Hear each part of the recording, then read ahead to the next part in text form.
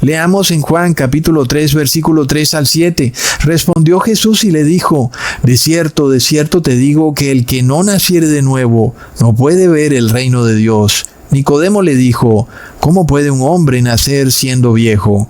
¿Puede acaso entrar por segunda vez en el vientre de su madre y nacer?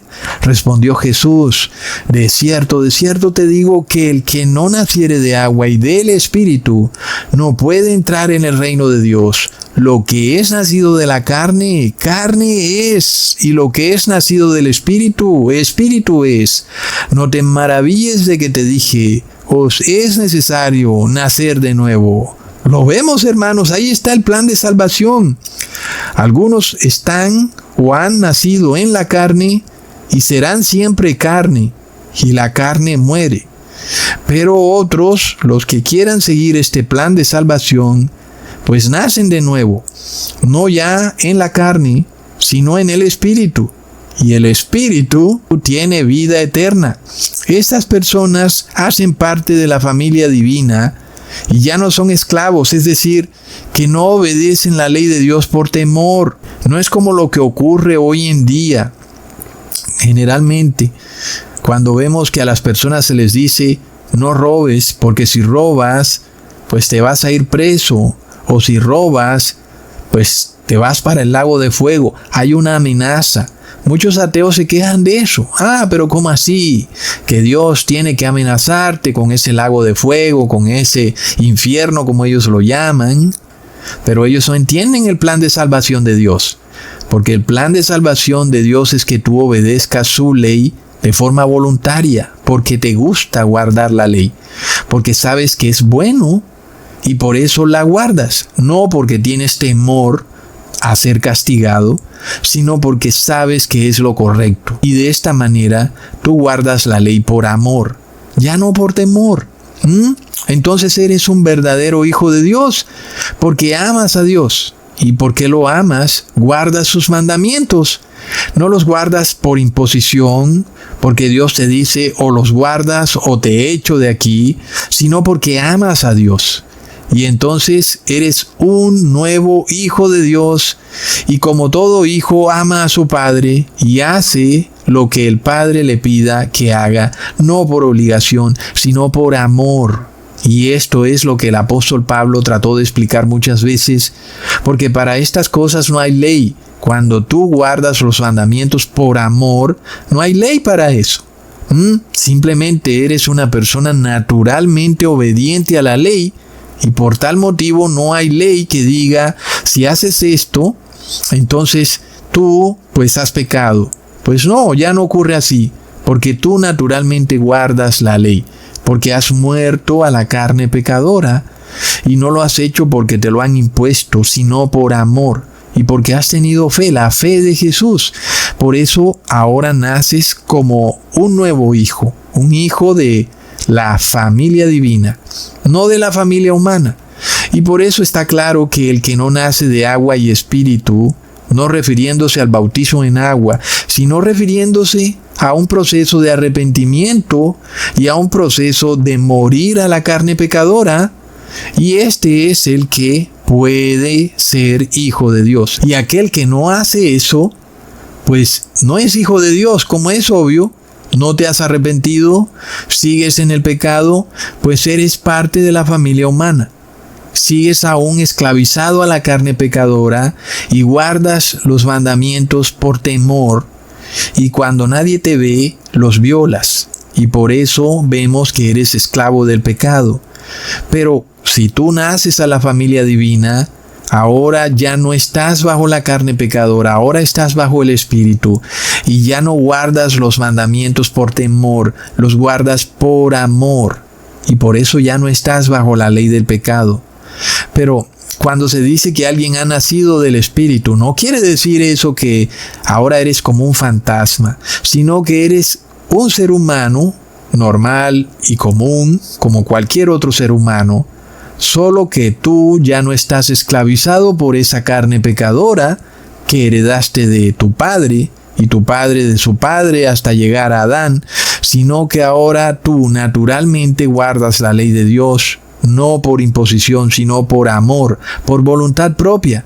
Por eso se dice que los nacidos en el Espíritu no están bajo la ley, porque lo que peca es la carne pecadora, no el Espíritu.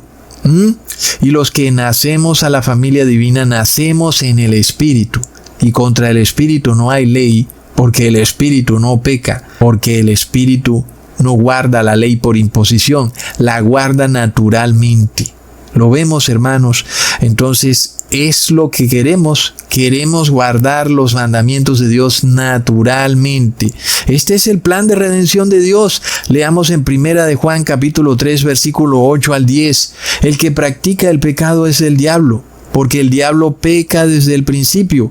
Para esto apareció el Hijo de Dios, para deshacer las obras del diablo. Todo aquel que es nacido de Dios no practica el pecado, porque la simiente de Dios permanece en él, y no puede pecar porque es nacido de Dios. En esto se manifiestan los hijos de Dios y los hijos del diablo. Todo aquel que no hace justicia y que no ama a su hermano, no es de Dios. Ahí está, hermanos. Lo que nosotros vemos en Apocalipsis 12 es esa iglesia triunfante, conformada por personas que han nacido de Dios, así como el ser humano ha nacido de la familia humana, pero tiene el ADN del padre humano, que es Adán, y ese padre pecó, y esa semilla o esa simiente que está en el nuevo hijo, esa simiente de Adán, pues ese es ese ADN pecador. Como lo dice la ciencia, que el padre pues le transmite al hijo sus genes a través de su semilla.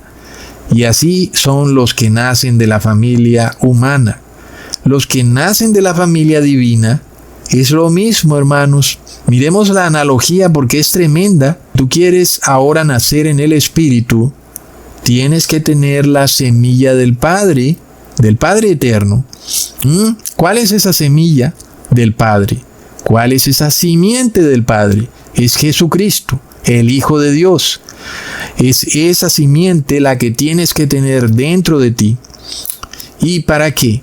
Para que Él te ayude a guardar la ley de Dios por amor, no por imposición. Porque Él vino para eso, para deshacer lo que hizo el demonio en el Edén, esclavizando a la familia humana al pecado para siempre. Pero ahora Jesús, que es una nueva simiente, una simiente del Padre eterno, viene a liberarte de esa tendencia pecadora. Viene a hacer que tú te conviertas de ser un ser engendrado en la carne a ser un ser engendrado en el Espíritu.